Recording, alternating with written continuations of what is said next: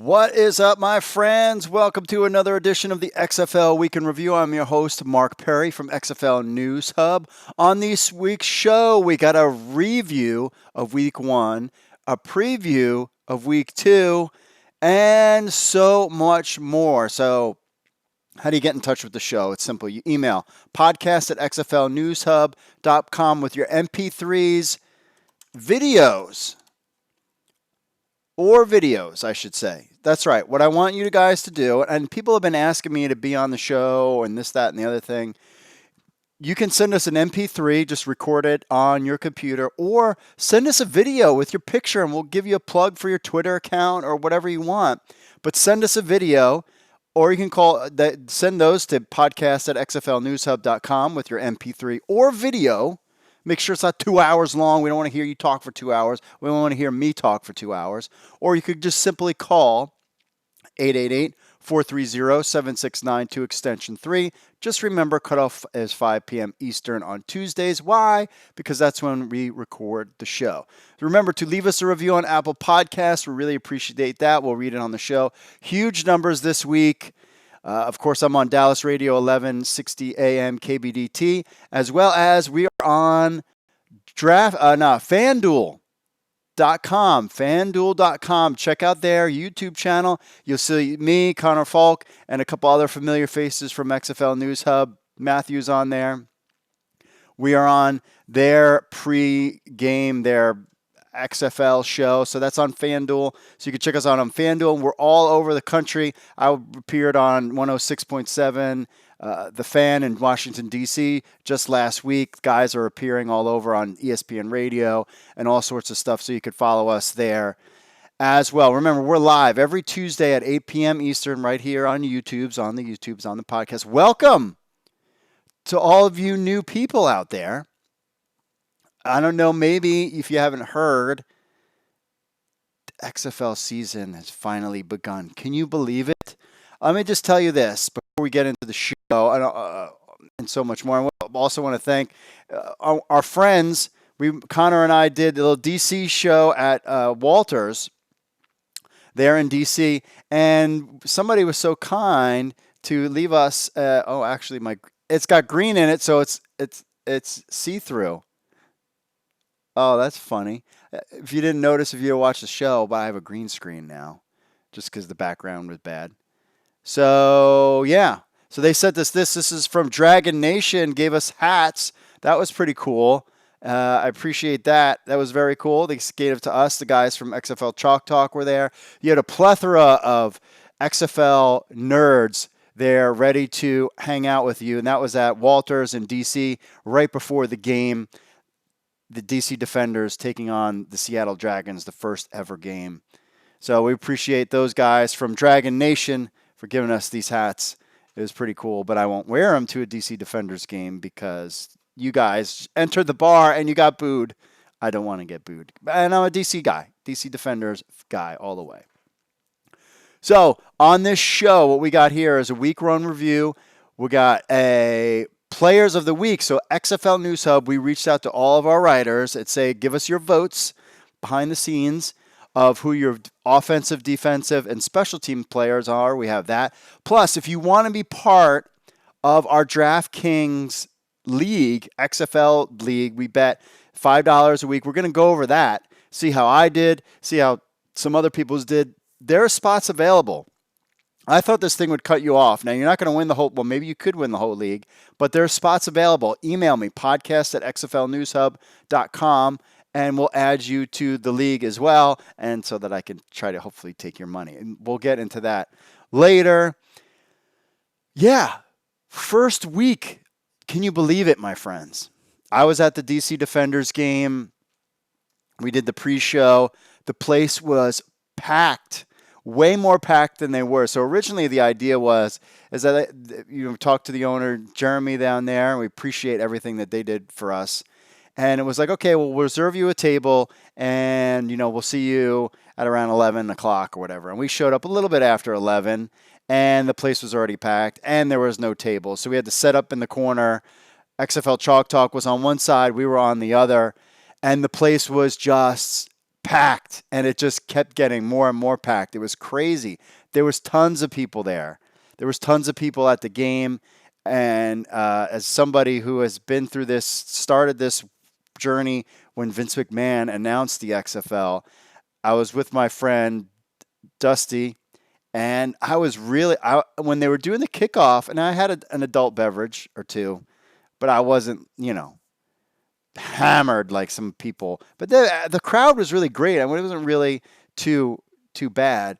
I almost got a little emotional about the kickoff when they kicked off. I was like, man, this has been a long journey from, developing the phone apps and starting the site and writing most of the content and then bringing on writers and the podcast and then the YouTube channel and like all this stuff going on and not having a team name and the coaches and being at Pep Hamilton's press conference and, all this stuff. And then finally they kicked the game off and I'm like, wow, this is actually here. Like, and it's been crazy ever since. The site is blown up.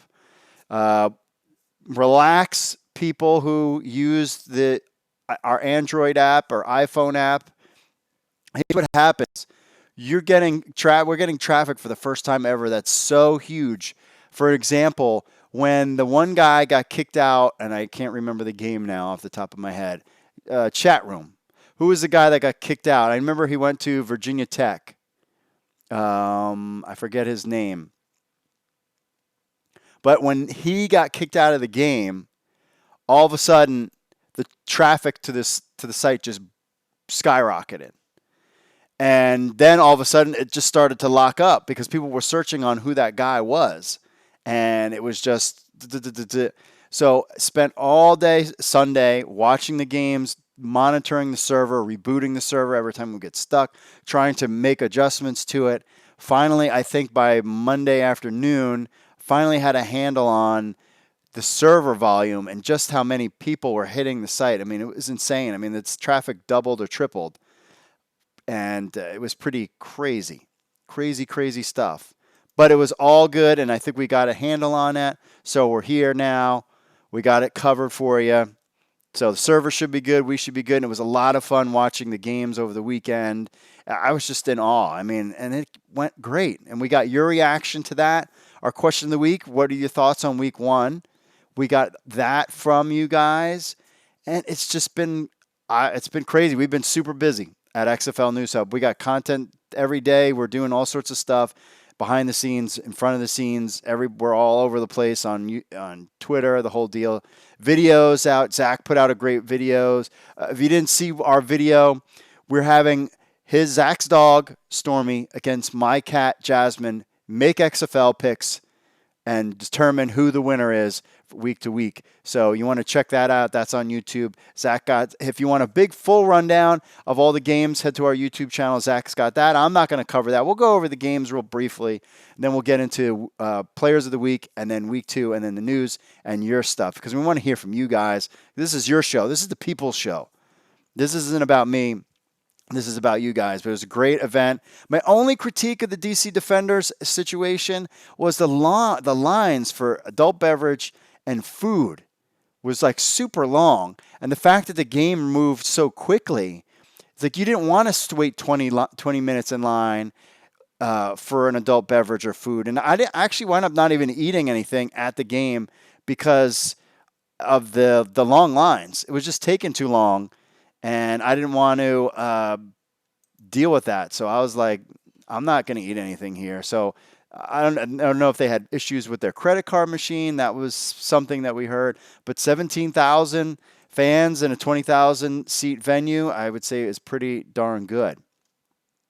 So with that being said, my friends, so we got all that stuff out.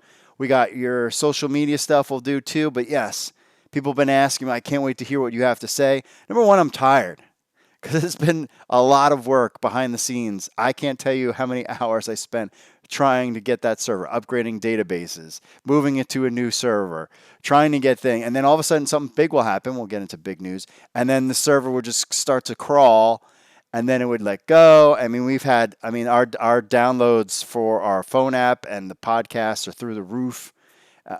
So blessed that that it's occurring. It's a great problem to have, just trying to figure it out. And I think we got a handle on it finally.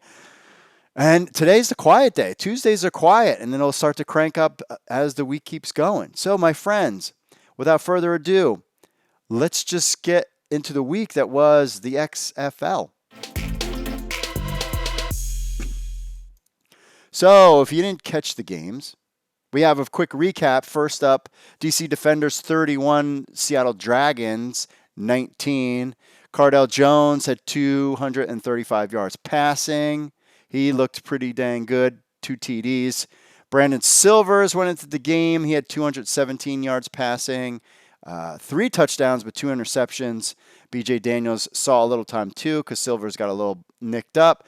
10 targets, 5 receptions for Austin Prohl. He looked pretty good. Eli Rogers, I was surprised because I felt like he was third on the depth chart. He had 6 catches, 6 receptions. He looked good. Ross and Lee each with touchdowns there. Running game, 31 yards from Presley. Fowler had 41. A nice mixture from the Seattle side with the running game, but 19-31, Seattle Dragons fall to your DC Defenders. Next up, we had the Wildcats and the Roughnecks. We'll get into the changes with the Wildcats here in a second, but Roughnecks lit them up. PJ Walker, 272 with 4 touchdowns, 1 interception.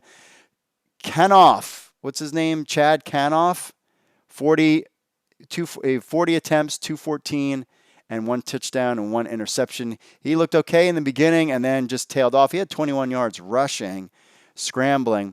15 targets to Nelson Spruce, 11 receptions, 103. Phillips had 11 targets for 4 receptions. Holly had 4 receptions, 5 for Lewis. Spread the ball around. Sammy Coates was a guy. He had 9 targets, but only 2 receptions.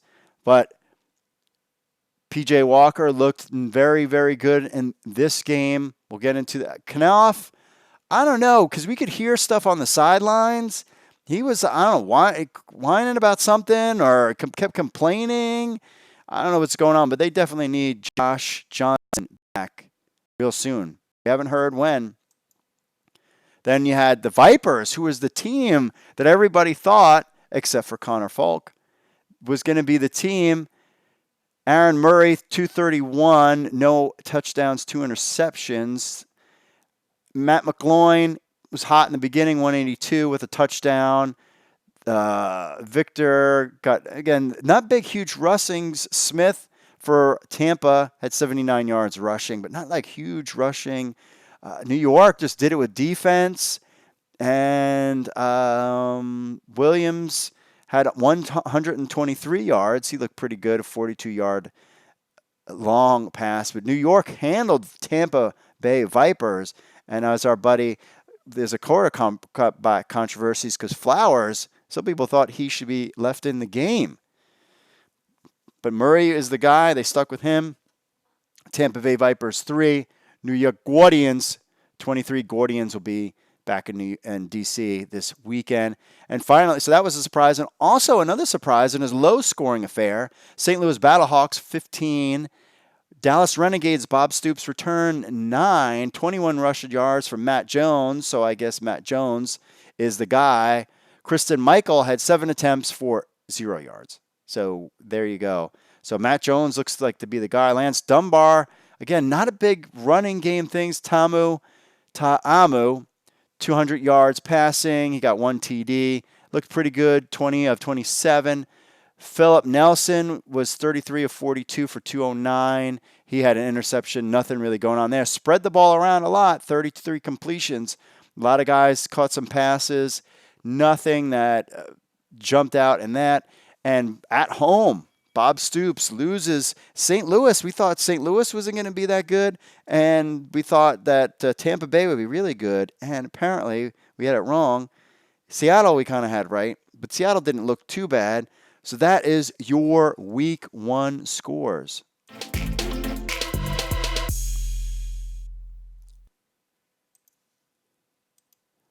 Next up, XFL.com News Hub. Every week is going to put out our players of the week. These are the guys that we think that voted on by the writers of XFL News Hub are the top guys each week. So first up on offense, without a doubt, to me, P.J. Walker of Houston, 272 yards passing, 4 touchdowns, 1 INT, a 103.8 passer rating, plus 26 yards rushing. He looked real good, real dominant, chucking it all around in the air. Did so well, we'll get into that later, that Winston Moss cut captain of the linebackers, Anthony Johnson, and defensive coordinator Pepper Johnson. Let's take a look at a highlight from P.J. Walker. Get it off. Over the middle, Nick Holley goes up, pulls it in. First and goal. That throw was unbelievable. That's one of the toughest throws in football. Over the linebacker, between the safeties, and Holley goes up with no fear whatsoever and hauls that one in. That was absolutely right on the money. I mean, P.J. Walker looked legit. And as at the Defenders game, as we were all talking about chanting, I should say, Cardell Jones as MVP, but Walker looks like he's the front runner right now. There's no doubt about it. He is the front runner. On defense, Bumuni Rotini, linebacker for the New York Guardians, 9 tackles, 1 sack, 2 QB hits, 2 tackles for a loss, 1 forced fumble. These guys out of Old Dominion. He was all over the place, and the New York Guardians defense was relentless. Pressure, Murray stands in. Strip, ball is on the ground, it is loose. And it looks like Tampa Bay comes back with the ball, but Boonmi Rotinmi with the strip sack. I'll tell you, they've got to figure out what they want to do here. Murray plays the first couple snaps on the sideline. You bring him in 3rd and 11, struggling passing. Yeah, just a clean strip sack. They're lucky they didn't lose the ball and they even have a chance to punt. And maybe that was an Aaron Murray situation, but the New York Guardians looked good. Tampa did not look that great. And one of the problems with the New York Guardians that they were fearful of was the offensive line. We'll see how this big defense comes when they come to D.C., however. And, of course, the special teams play. Now, granted, a lot of people talked about how the kickoffs look great. They actually had kickoffs 90% of the time, but there was no big run backs. They all ran the ball back, but there was no big breaks. There was a couple guys that broke out a little bit, but no run it back to the house. But the biggest talk of the special teams was Marquette Kings and his punt. They got Pat McAfee all fired up. It was a great moment during the game. Check us out. Punter hit the field, and he's punted the ball way too many times if you're St. Louis. I concur. This is another laser. I concur, but whenever the wide receivers drop balls, you need a punter to save you with a perfect. What is he doing? What in the world? What? Hey, Pat. Pat almost ran out there and downed himself. Oh, that was the perfect. Just stay off the ball. Just don't even touch it. Marquette just hit a perfect punt. Just don't even touch it, buddy. Wow, and it went right through the wickets on Gerard Hurd. First down from the 35-yard line. What? So it goes from inside the 1 out to the 35-yard line.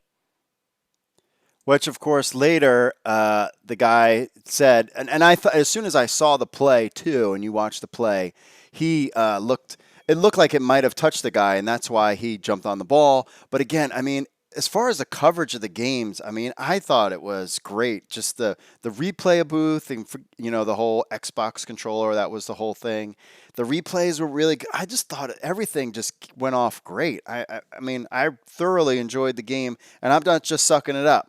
I mean, I told you that I didn't like the long lines at the Defenders game. I think hopefully we'll see it this week. Well, number one, it's going to be 32 degrees out. That's going to be the high. So it's going to be cold. I don't anticipate 17,000 at that game. It would be very cool. I'll be happy with 15,000 or 14,000. It's just going to be cold. If it was warm, that would be a whole different story. But I mean, overall, I thought all the games were great. It didn't feel like some kind of bad rec league. Everything seemed professional. It was like watching a college football game with some different unique rules, and I thought it was a hit. And even the special team stuff was good. Now, some honorable mentions. Nelson Spruce, he had 11 receptions for 103 yards. Austin Proehl had 88 yards, 2 touchdowns. Steven Johnson, linebacker from Seattle, had 8 tackles, 2 for a loss. And Raheem Moore, who was off the defenders, then he was back on, had 3 tackles, an INT, and 1 PD. So that is your honorable guy. Those are your players of the week as voted by your friends at XFLNewsHub.com. You have PJ Walker, Bomini Rotini, linebacker, New York Guardians, and special teams, Marquette King. Awesome guys. They played great. We'll see. We'll tally and see who are the best players of the season so far. We'll keep doing that every week. Your friends at XFL News Hub.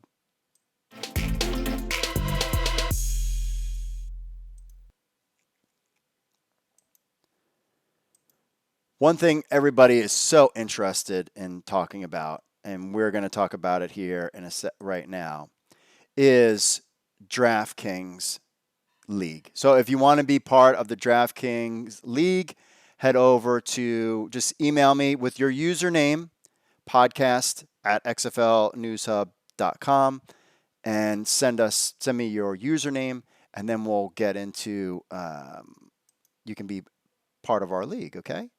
So, with that being said, let's take a look at the Writers League. And if you want to take a look, so my username is Hank D. Dog.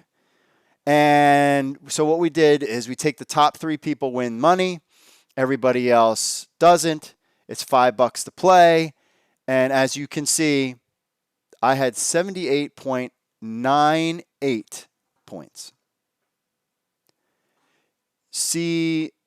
JC Rickrats had 79 points.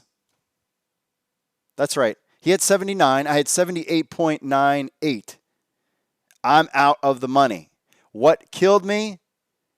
Take a look at my starting lineup. I had Philip Walker hit. Why? Because I was like June Jones.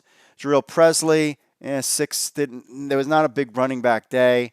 But again, we're going to figure this out as we go along. Jeff Baguette, he was started at 18%. He got 3.6, not a lot there. Should have known that with the quarterback situation. Sammy Coates, 72% owned, 4.6, and that's with Philip Walker's big day. So is Sammy Coates a decoy? Cameron Artis-Payne, 33% started. He got 6 points. Austin Proehl at 9%. I hit that one, 26. He had 2 touchdowns. But what killed me, and what ultimately maybe is why Winston Moss fired Pepper Johnson, is the LA Wildcats got me -1 points.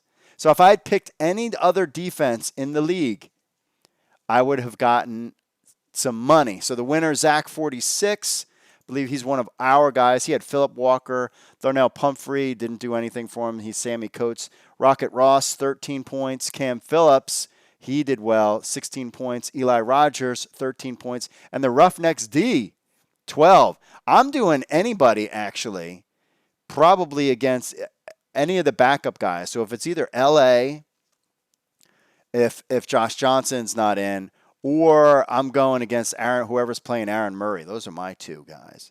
All right, so that's with your DraftKings. Total prizes was $49.50. The worst, Mother's Cantina, came in at 36 points. He had Aaron Murray. There you go. Presley didn't do well. I forget. I can't pronounce his name. Dupree, he had 3 points. Reese Horn, 7. He didn't do that bad. Jaquan Gardner had 3 points. Keenan Reynolds, who was a good start, he had 3 points. And then the Renegades defense had 5. So there's your bottom. Now, if you want to join, you're not going to be the leaderboard winner, but you are going to be, you can play against us every week. And it's a lot of fun. I like doing the daily fantasy better than some of the other leagues. This week, Not really sure who I'm going with. Like I said, the one thing about defense is I'm either going to play whoever's against Aaron Murray, or if the LA still has a backup, I might go against them, or the backup of the Renegades. Anybody of those kind of backup quarterbacks, I'm definitely going to play against. But it's a lot of fun. Remember, if you're interested, podcast at xflnewshub.com with your username, and then we're going to lock it out tomorrow afternoon for this week's game so everybody can get their research on and get their games going.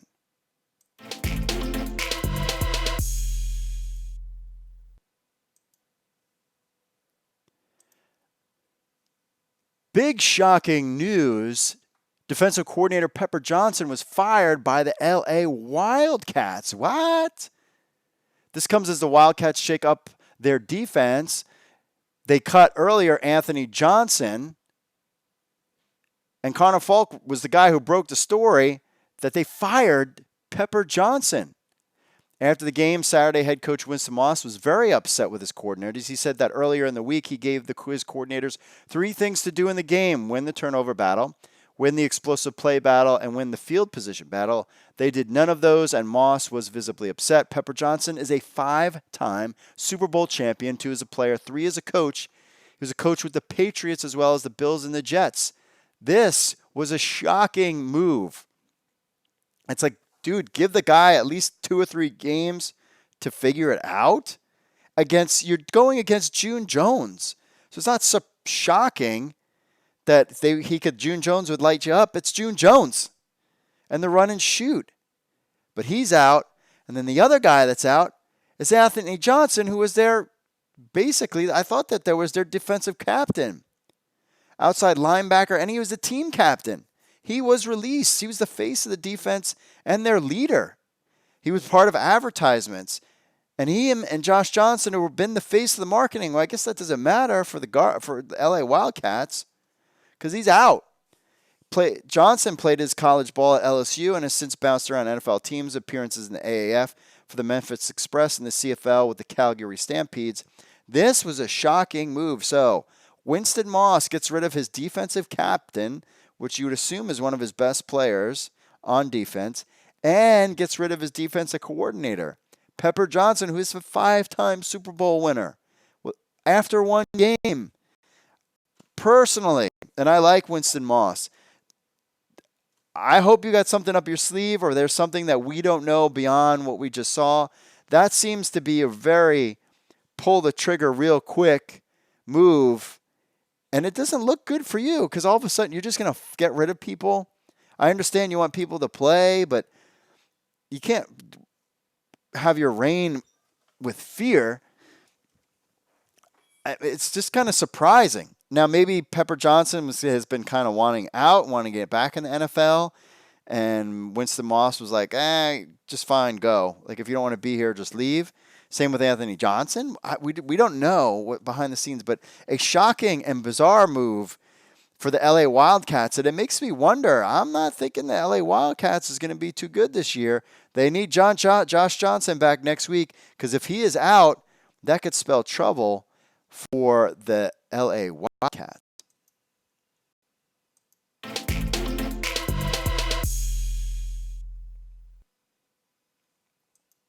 The TV ratings are strong and attendance was strong, if you're curious about the kickoff of the XFL. And its first broadcast ratings came out. It was nothing short of excellent.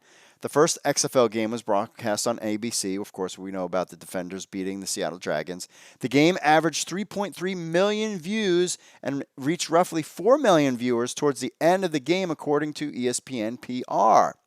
The highest market for viewership for the game was Seattle, which will be playing, which of course, which is great. Got a 6.4. Cleveland, 4.6. Columbus, 4.5. It looks like Ohio really likes their football.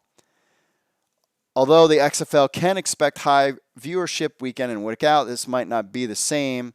Most people might have been curious. Now, compared to the AAF, the startup league that failed last year, the XFL blew the AAF out of the water. Week 1 for the AAF peaked at 2.9 million views compared to the XFL's 4 million.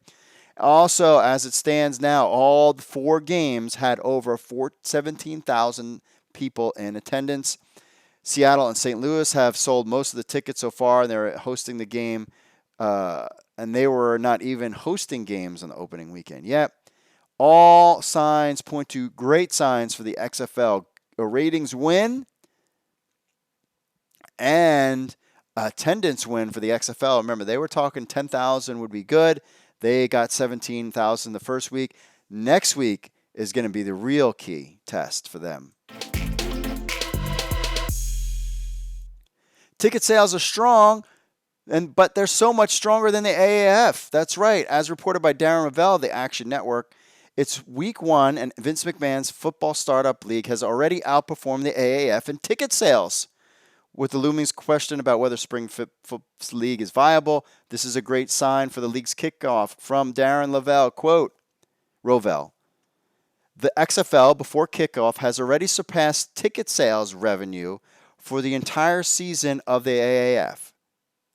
So they haven't even kicked off the ball yet, and they've made more money on ticket sales in the XFL than the AAF did their entire season. We still have a full season. We have 9 more games to go. Supposedly Seattle opened up more seating because they're over 20,000. The numbers are looking good for the XFL so far. The AAF enticed viewers, but it had issues with accessibility and ultimately succumbed to its financial trouble, folding. Partway through the season, they proved that football fans were eager to watch, but the AAF struggled to put the product on the field. The XFL was off to a strong start. We know about the 17,000 fans showing up for all the games, and of course Seattle opening their stadium up as well, selling more tickets. The ticket prices were great. They did go up. The DC Defenders opened up $15 seats, and they went real quick, and they were selling, according to our Connor Falk, for $69 online after being on there for $15. Now, again, we have the DC Defenders, New York Guardians with 32 degrees outside. I'm not sure we're going to see 17,000 there. It would be great if they did. And these are great signs, surpassing the AAF in ticket sales and money, and the ratings are off to a good start. Everything is looking so far so good for the XFL.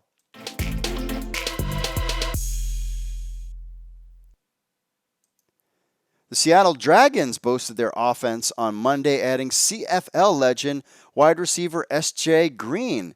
Green, 34, as a CFL legend, with a total of 716 receptions, 10,222 yards, and 60 touchdowns in his 12-year CFL career. During his time in the CFL, Green won the Grey Cup championship 3 times in 09, 10, and 17, and was an 8-time All-Star. Those are some good numbers. Green was let go by the Toronto Argonauts after requesting his release last Friday and made short work of joining the upstart league. After a successful first week, Green is a Florida native who played his collegiate years in South Florida.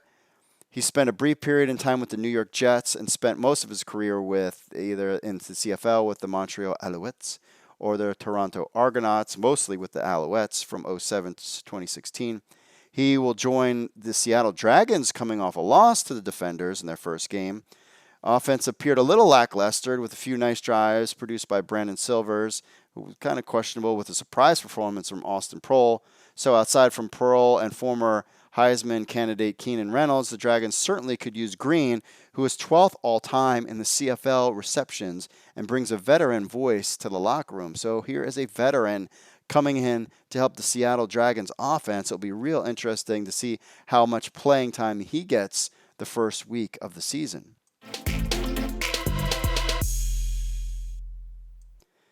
In injury news, we had a couple injuries. Tampa Bay Vipers placed cornerback Lewis on IR. Tampa Bay placed cornerback Shelton Lewis on injury reserve, according to XFL.com.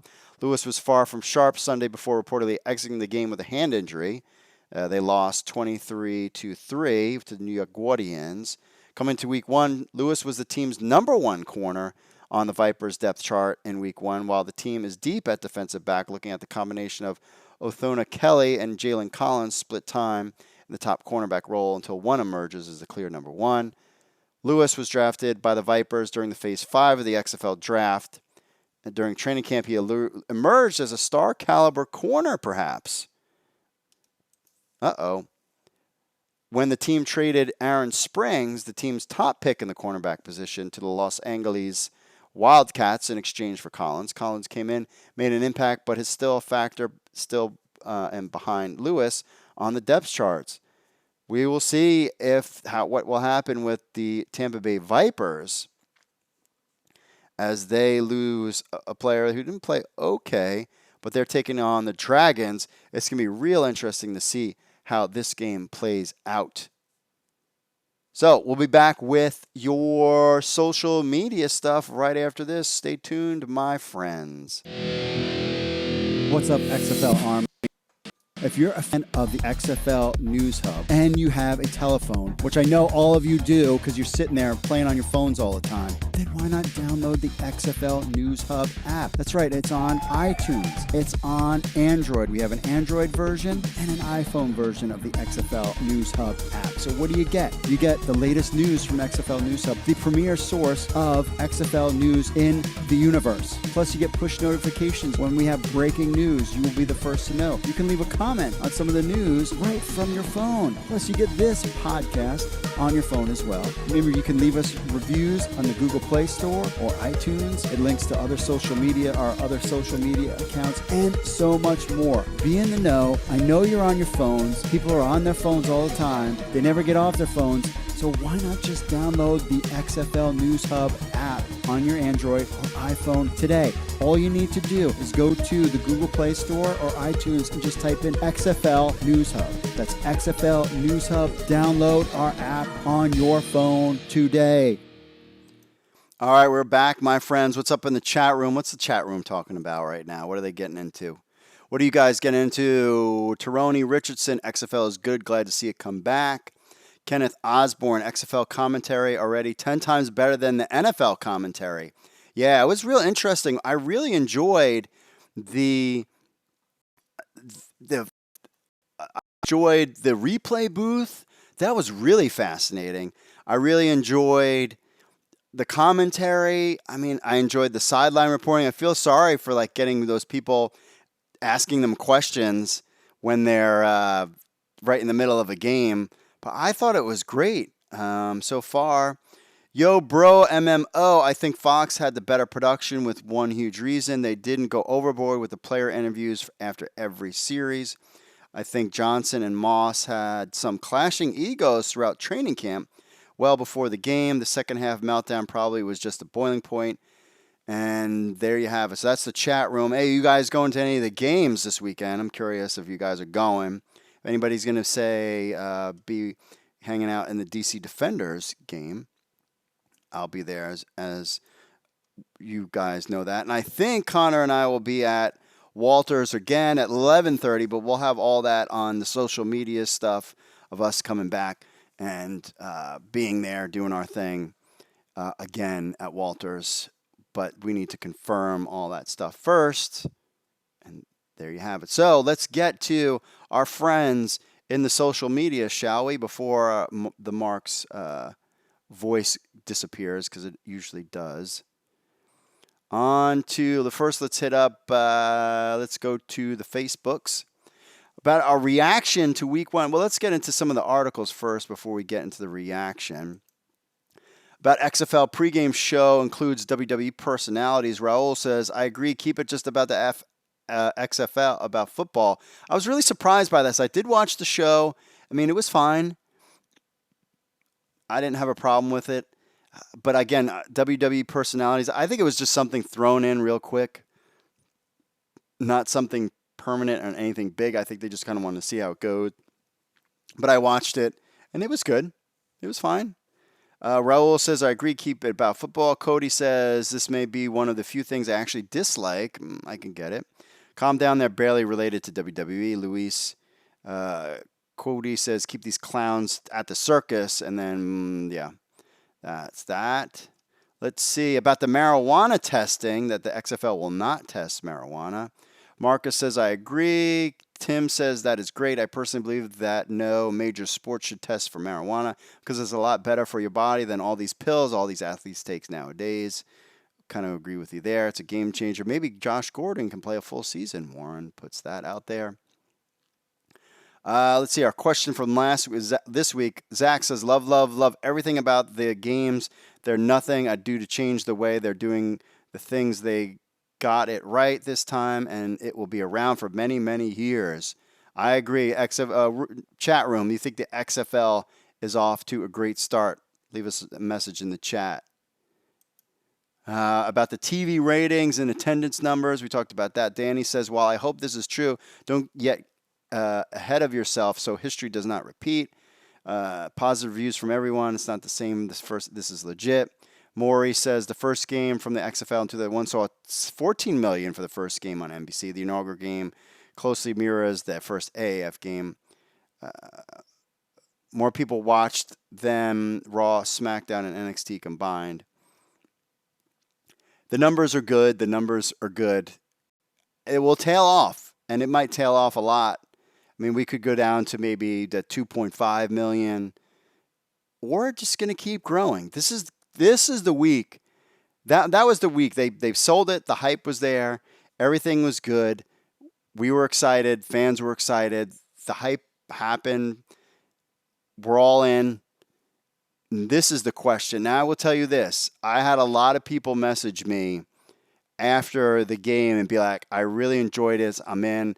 I have some friends going to one of the DC Defenders games, and I have other people that were like that was on the fence, and they were like, it was a lot of fun.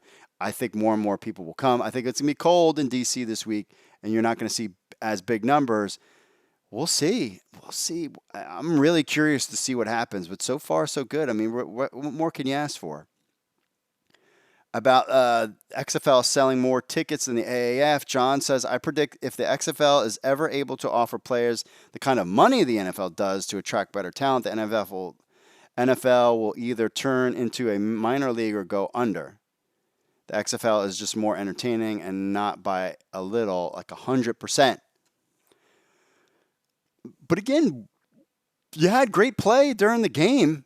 Do you really? I mean, I would like to see these guys get more money so that maybe they become XFL guys and this is their career path. You know, maybe you make $100,000 playing the XFL. That would be cool. You know, for a couple of years, and then you go off and do your thing rather than 50. I would love this. This would be people's full-time job. But the play was fine. I don't have a problem with the play at all. David says, "At least they're playing in a realistic / smart with the venues by using mostly MLS stadiums, and the refurbished Texas place is cool. Other than New York using the Meadowlands, the crowd was loud on TV at the DC game. I was hoping LA would play at the new stadium next to the Coliseum, but Carson is too far and too much traffic." There's too much traffic, and LA totally.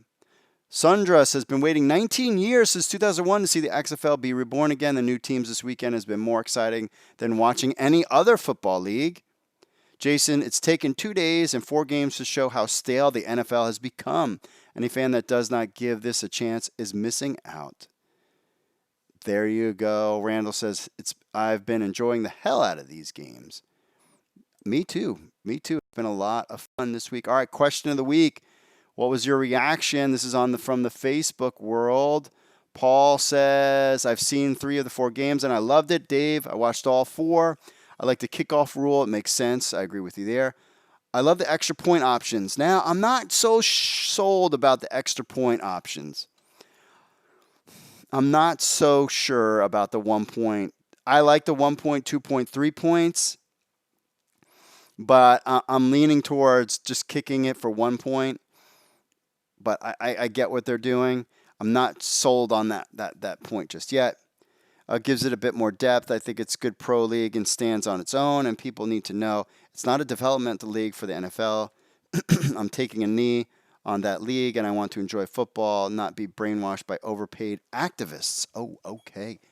Getting a little political here.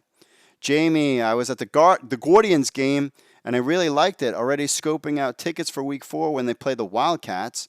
Was very surprised. No 3-point PATs or double forward passes were attempted that I saw anyway. I guess the double forward pass is so unique, these coaches weren't sure how to throw it in there safely yet." Now, if I was me and I was head coach of one of the games, I totally would have done it. I'd be like, I want to be the first to do the double forward pass. I mean, the defenders had a little flea flicker kind of thing going, I would have been one of them. I would be like, I want my guys to be the first one. Everybody be talking about it. Of course I would go for it. Especially if I was winning. Gary, I loved it. Looking forward to the rest of the season. Go Vipers. Good luck with that. Brad, exciting, refreshing, very innovative, inspiring, and just all out positives.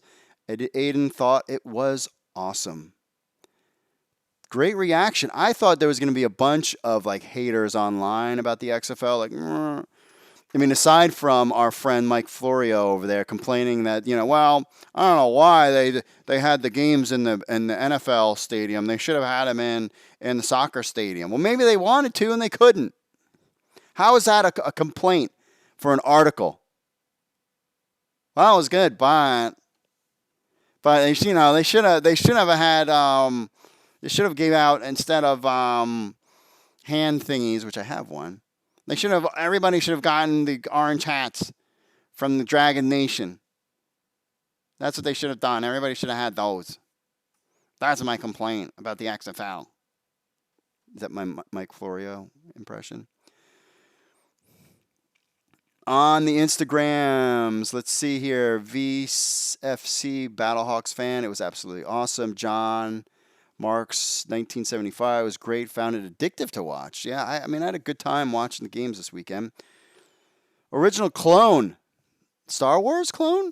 You Clone Wars type person? I found myself watching every game. I've never been happier to have football after the NFL is over. Heads above the AFL. Very well put together. Zachary, Amazing Grace, give it a little fire. Exciting, well done. Vince should be proud. Let's go DC, the _Soviet_Fox. And her little bunch of whatever. Very good football I enjoy. They're excited for our XFL. So far, so good with the fans. They're liking it. We also put up on the Twitters after the game. I was really curious. How would you rate the first week of the XFL? We had 600 votes. Our Instagram blew up pretty hard too. I mean, a lot of fans came out on Instagram. We were all over Instagram. 600 votes. 59% gave it an A. 35.2% gave it a B.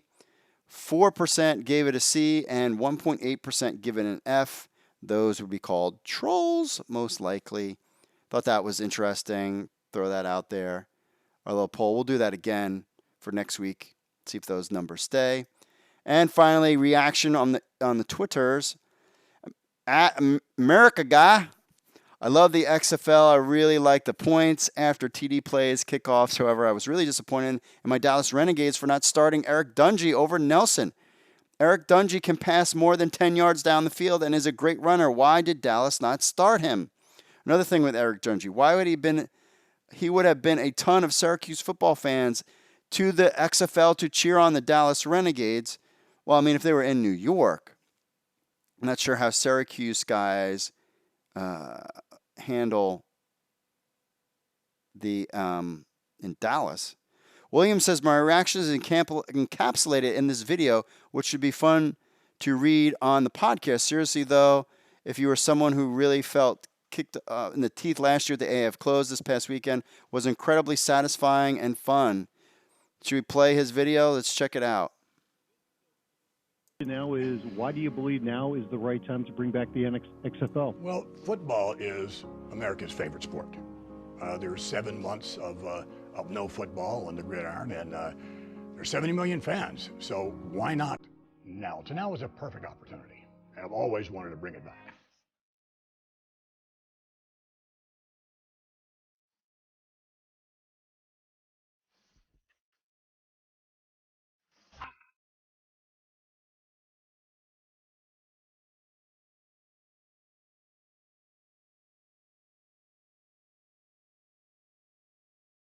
There we are. We're back.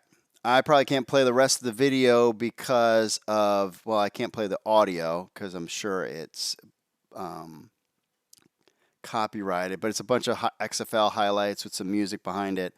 Yeah, very cool stuff. I think everybody had fun this weekend with the XFL stuff, and I'm just happy for Sam Schwartzstein.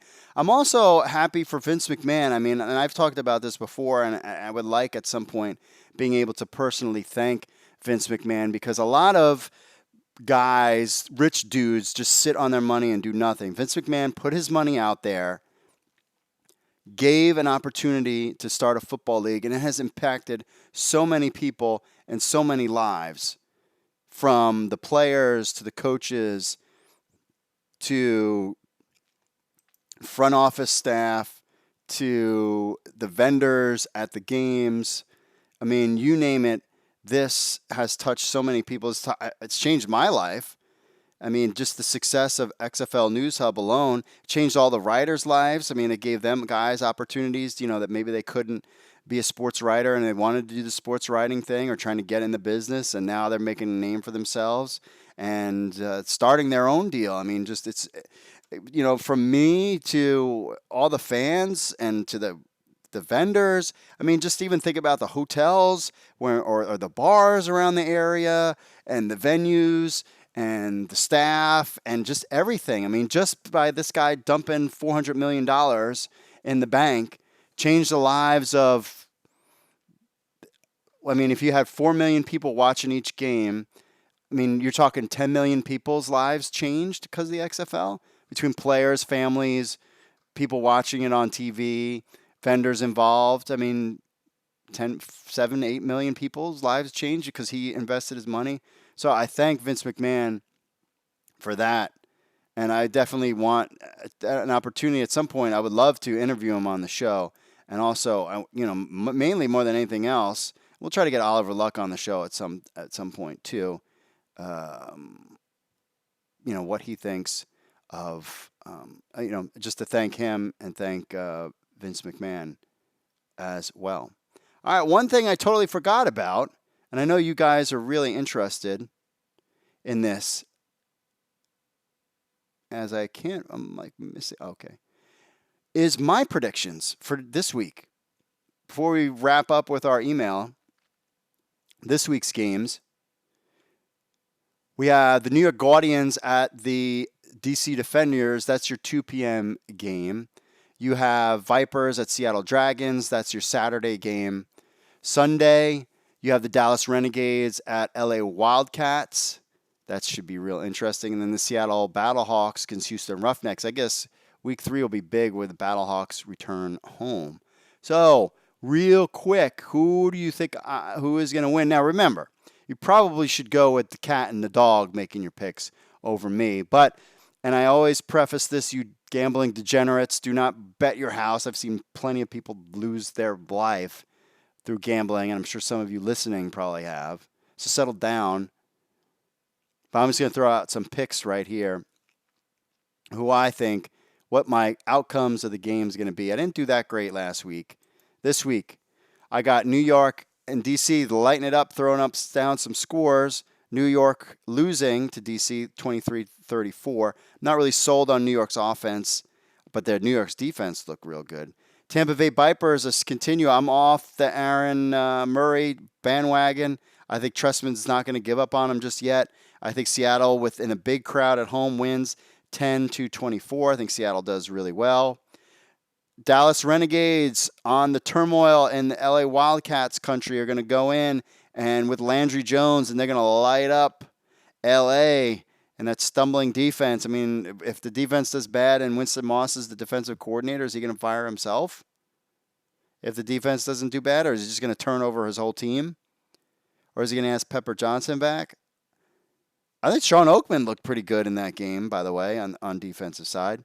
And finally, Seattle Battlehawks, St. Louis Battlehawks, taking on the Houston Roughnecks. I think P.J. Walker, man, he looks so good. I'm like, he will be on an NFL roster next year after that game. He looked great in Houston, and I think they're going to light him up. But it'll be a high-scoring game, 28-42.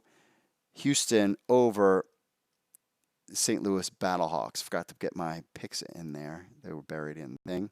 All right, let's go on to our final social media stuff, our emails. Always like to get to our emailers. Let's see what they got going on. We got a ton of email and a lot to go through, but I'm just, of course, going to go find my guys. So first up, Jamal says XFL week. Says, can't wait to hear your thoughts on your live experience at the game. Again, the experience was great. Like I said earlier on the show, I was kind of emotional about the whole thing, watching them do the kickoff after all the work that I put into the site and then everybody else that's come on board, and just being there and just being at the stadium and being around other fans that were interested in the DC Defenders. It was kind of emotional, but I had a great time. You should go to these games. I mean, and the other thing too is they're done in 3 hours. So it's not that big of a deal. As long as they fix the lines for the food and the adult beverages, the bathroom lines weren't bad. The halftime was quick. There was a huge line for the merch, but it was a great. I had a good time. And I'm excited to go back this week as well.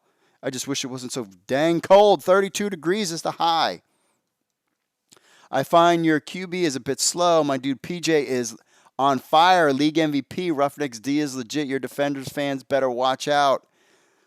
We were chanting MVP for Cardell, but PJ, it could be those two guys. They're looking good. He says, I'm really glad home crowds for the XFL were well over 10,000, and ESPN released the viewers for the XFL DC versus Dragons rating to be 3.3 million. I hope that remains solid across the board. I think it will be. The XFL Play app is pretty cool, Mark. I hope you got it. I did get it. If you haven't heard about the XFL Play app, basically what it is an app where you can pick the game winners, and then those and then you have a chance to win money and prizes and stuff if you get the names right. That's basically what the app is. I downloaded it. I didn't get a chance to play with it. I recommend not to read any NBC Sports news from that Florio guy and his people regarding XFL news. It will make your blood boil. We have already talked about Michael Florio and his fledgling existence. Meaning it's up and coming. That's what it means.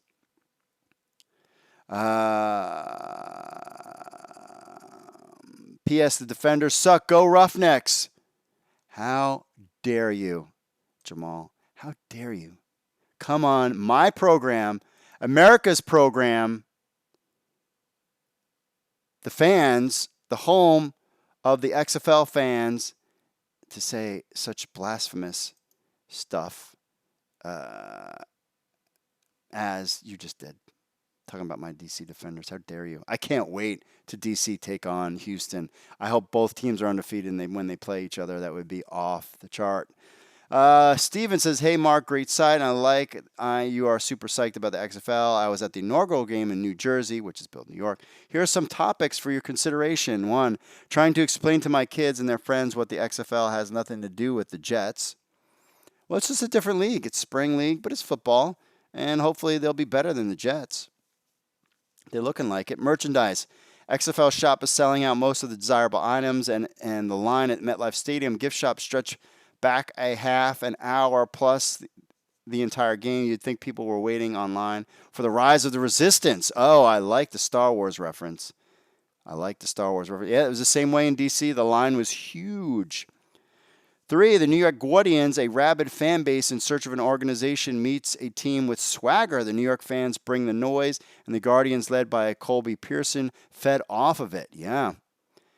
I mean, they got the cool uniforms. I mean, I would wear my New York Guardians. I have to get my mom a New York Guardians something. I have to get her that. But it's very cool. MetLife Stadium, which has several kosher food stands, left them idle on game day, and XFL has scheduled all but the first home games on Saturday, shutting out New York's sizable Orthodox Jew fan base from the experience. By contrast, the American Dream Mall on the same campus as MetLife Stadium will boast no less than 9 kosher top-tier restaurants while fully operational. Considering that MetLife Stadium is in Bergen County itself, home of the largest concentration of Orthodox Jews in New Jersey, this seems like a serious lapse in market research. Interesting. Hopefully the Guardians will make it to the postseason, and those games will be on Sunday.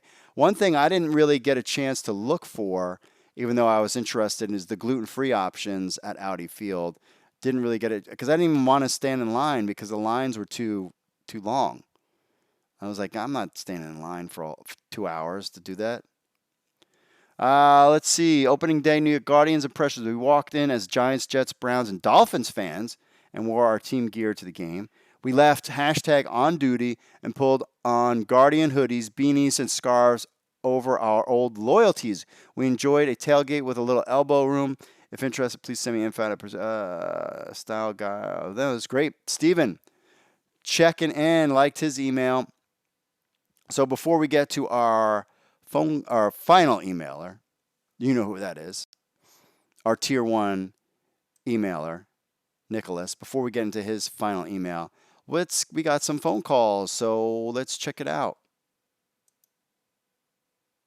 Hi, this is Richard Humphrey, brother on Twitter at Richard O for Real. The XFL first week of game was the best. The first 2 games was good. The second 2 games was okay. I enjoyed it. I was excited for it. My only thing is, what in the world is wrong with Coach Weirmouth of the Wildcats? Why he doing so much? I bet he wish he had Luis Perez now. That's a great point, Richard. I thought of that too. I was like, I wish he had Luis Perez too. And all that turnover, that shakeup on the staff, I don't understand why you would do that so early. Honestly, it's not a good look on him. I'm being honest. Unless there's something I don't know, we have our insiders. We'll try to find out on XFL News Hub, but I didn't think that's not a good look for Winston Moss. I think that team is looking a little bit out of control, and especially if Josh Johnson doesn't play. He's been out of practice for a while. If he doesn't play, that could spell bad news for your LA Wildcats in one of your bigger markets in the XFL. All right, another phone call up. Hi, I'm a fan of the Dallas Renegades. I'm also a fan of the Syracuse Orange. And I want to know why in the world did Dallas not start Eric Dungey? That was beyond stupid why they didn't start him. I don't believe there isn't a single pass that he couldn't have completed. I'm sure he could have completed all those 10-yard passes plus the check down. Plus he has the amazing ability to run way better than Nelson. He could be the XFL's version of Lamar Jackson. And I just have him sitting on the sideline. It was a complete waste. There was one news source, and it was not yours, and I will never use it again because it was dead wrong, saying he was starting. I thought for sure that would have meant they would have won. Instead, they had him in for 3 Wildcat crap plays where he hiked the ball and then handed it off to somebody else. And it was just a complete waste of his talent. Want to know why in the world they didn't switch it up and why they left Nelson, who is just a statue there. I just don't get it. Could you please explain that on your radio show? Maybe you can get some information that we couldn't get as an average fan. Just very, very frustrated. I mean, I'll give Landry Jones his shot. I know he was hurt, but it was like, why in the world do we have someone as athletic as Eric Dungey just chilling on the sideline? Thank you very much, and I hope you can answer that, because if you look at all those Dallas Instagram, Twitter accounts, I'm not the only one asking that question. It was just a complete waste. The defense did their job, and so did the special teams. Thank you. All right, well, apparently we might have an answer for you on our chat room. Yo Bro MMO says Renegades just signed quarterback Brogan Roback and defensive end Gerald Rivers. He says, Yo Bro MMO, Eric Dungey moved to reserve list, so he might be hurt. And maybe that's why he did not play.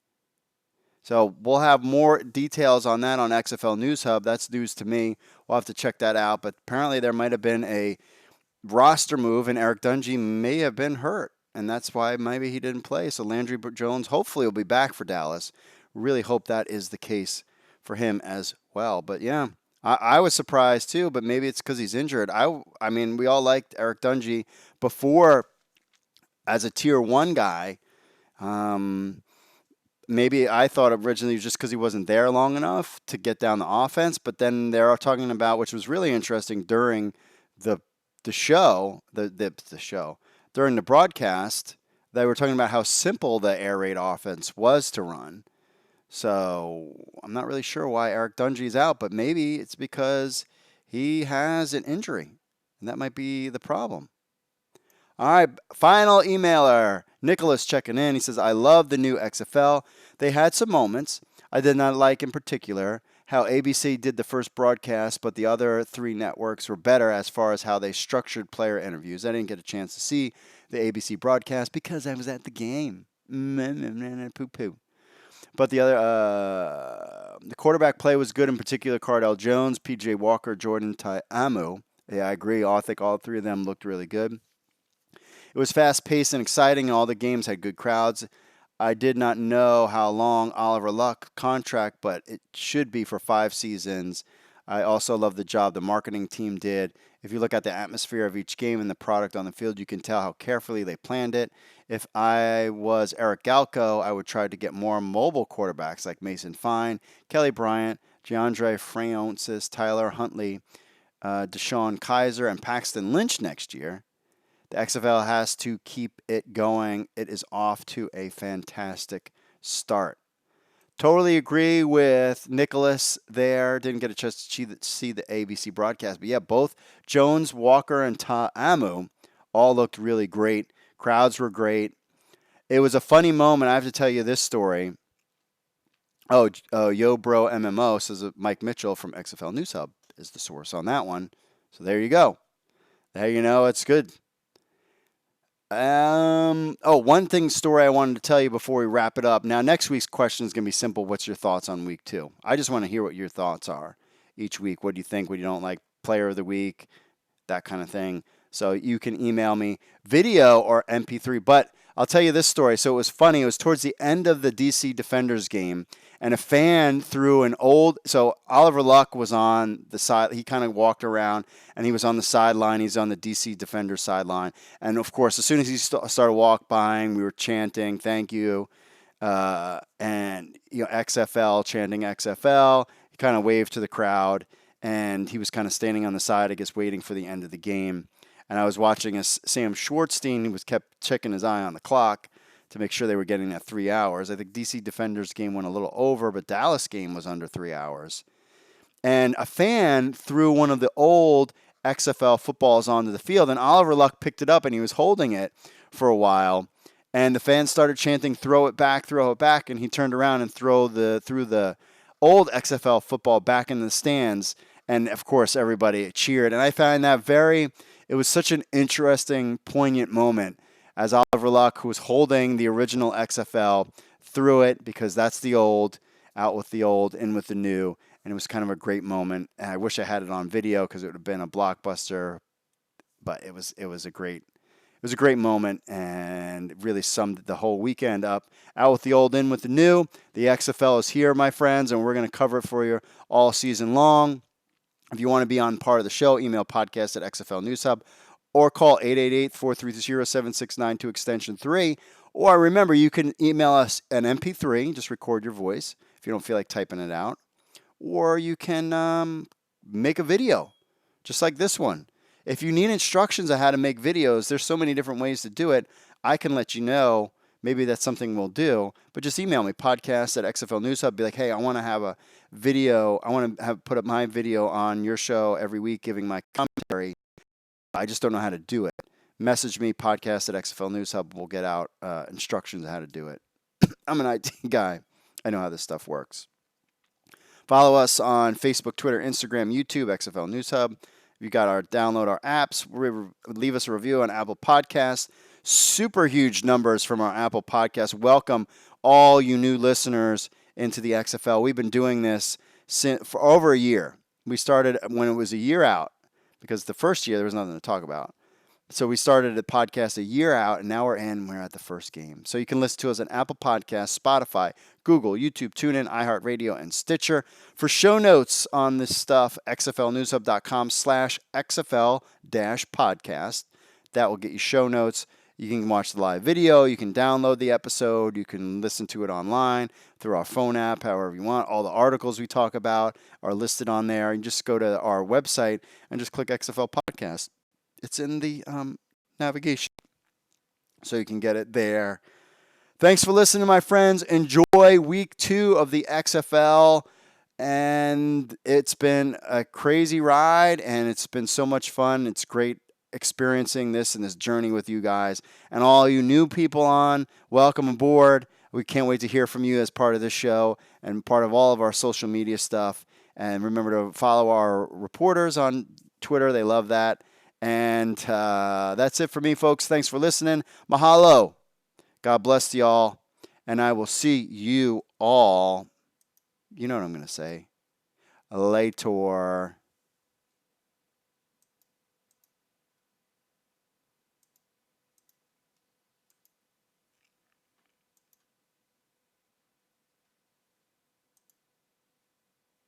Oh.